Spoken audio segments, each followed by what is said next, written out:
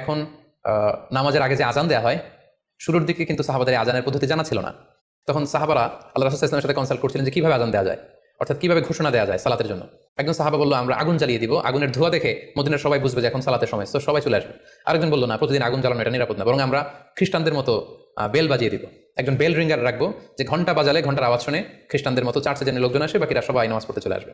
তো এক একজনের এক এক পরামর্শ শুনে আল্লাহ রাসূল সাল্লাল্লাহু আলাইহি ওয়াসাল্লাম কোনো সিদ্ধান্তে আসতে পারলেন না। তারপরের দিন একজন সাহাবা চমৎকার একটি স্বপ্ন দেখলেন। তিনি স্বপ্নে দেখলেন, ওনার নাম হচ্ছে আব্দুল্লাহ ইবনে যায়েদ ইবনে আব্দুর রাব্বি। উনি স্বপ্নে দেখলেন যে একজন লোক, খুব সম্ভবত ফেরেশতা হবেন, তার গায়ে দুইটা সবুজ রঙের জামা এবং তার হাতে বেল, ঘন্টা। তখন তিনি ওনাকে জিজ্ঞেস করলেন, আপনি কি ঘন্টা বিক্রি করেন? তখন স্বপ্নে সেই লোকটি বলল, ঘন্টা দিয়ে তুমি কি করবে? তো সাহাবী বললেন যে ঘন্টা দিয়ে আমরা নামাজের জন্য আহ্বান করব। তো স্বপ্নে সেই সবুজ কাপড় পরিহিত লোক বলল যে ঘন্টার চাইতেও যদি চমৎকার একটা আইডিয়া তোমার সাথে শেয়ার করি, সেটাকে তুমি শুনবে? সাহাবী বললেন হ্যাঁ শুনবো। তখন তিনি বললেন, ঘন্টা না বাজিয়ে তোমরা উঁচু একটা জায়গায় দাঁড়িয়ে আল্লাহু আকবার আল্লাহু আকবার আল্লাহু আকবার আল্লাহু আকবার আশহাদু আল্লা ইলাহা ইল্লাল্লাহ আশহাদু আন্না মুহাম্মাদুর রাসূলুল্লাহ, এই বাক্যগুলো তোমরা বলবে। এই বাক্যগুলোর মধ্যে দিয়ে আল্লাহর বরত্বের ঘোষণা হবে, রাসূল সাল্লাল্লাহু আলাইহি ওয়াসাল্লামের রিসালাতের ঘোষণা হবে, মানুষকে চমৎকার বাক্যে নামাজের দিকে ডাকাও হবে, ফলে লোকজন নামাজেও চলে আসবে। এই চমৎকার কথা শুনে সাহাবা তো অবাক হয়ে গেল, ওনার ঘুম ভেঙে গেল।